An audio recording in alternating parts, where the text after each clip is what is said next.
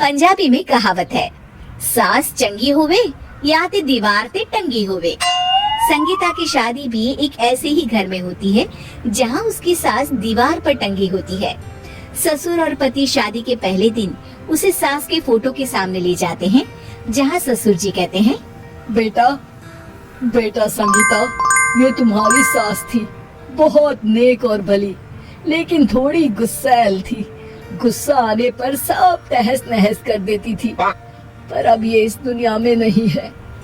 हाँ संगीता, माँ होती तो तुम इनकी कोई बात टाल नहीं सकती थी, वरना तो माँ घर में भूचाल ले आती।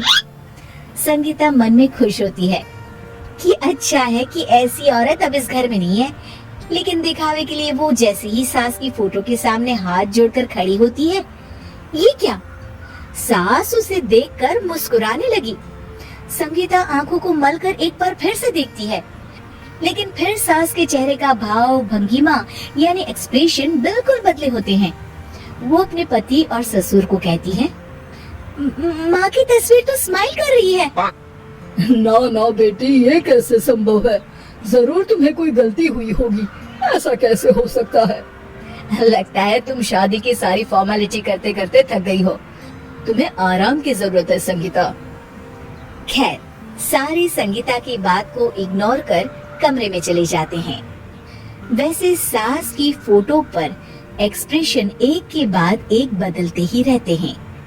सुबह होती है, पति और ससुर को काम पर भेजकर संगीता कमरे की सफाई करने में लग जाती है कि तभी उसे आवाज आती है, टेबल ठीक से साफ करो। ऐसे भी कोई टेबल साफ करता है?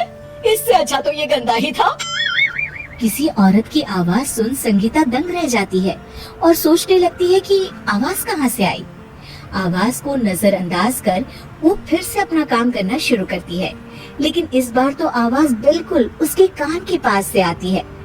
मेरा घर है ये, जब तक मैं थी चमका कर रखती थी, हर एक चीज शीशे की तरह थी। तुम्हें तो ना सफाई आती है ना कुछ पता है। क्यों तुम्हें मेरे घर की जिम्मेदारी दे दी गई है? पता नहीं तुमने मेरे बेटे को क्या दिखाई दिया। मैं होती तो एक से बढ़कर एक लड़कियों की लाइन लगा देती।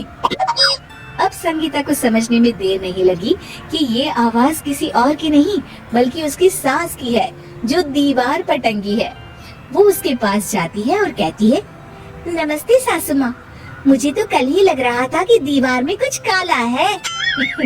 वो दीवार नहीं, दाल होती है पगली। सही पकड़े हैं सासू माँ। तो क्या हो गया आपको जो आप यहाँ भी चैन से नहीं बैठी हैं?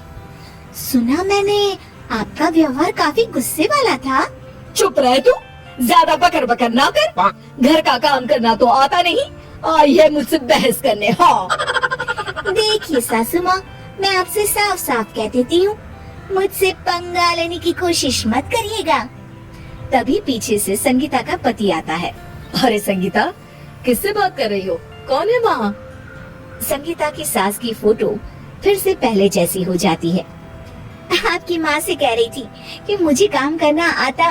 अरे संगीता, माना सास के ताने हर बहू को अच्छे लगते हैं, लेकिन यहाँ तो माँ है ही नहीं, तुम तो फोटो से ही।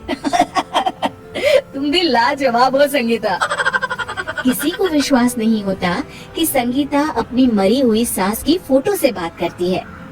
वहीं आए दिन संगीता की सास संगीता को किसी न किसी बात पर आते जाते ताने देती। संगीता को भी अब सास के तानों और उनसे बात करने की आदत हो गई। वो कभी खानदान की कहानी तो कभी तीज त्योहार कैसे मनाए या किसी व्यंजन की रेसिपी सास से ही पूछती। सारा दिन घर में अकेली संगीता की सास अब उसके लिए तानों के साथ पक्की साथी की तरह भी रहने लगी थी, जो किसी और को नहीं बल्कि संगीता को ही सुनाई देती। तो देखा आपने, सास बहू का रिश्ता हर रिश्ते से ऊपर होता है, फिर चाहे वो खट्टा हो या मीठा।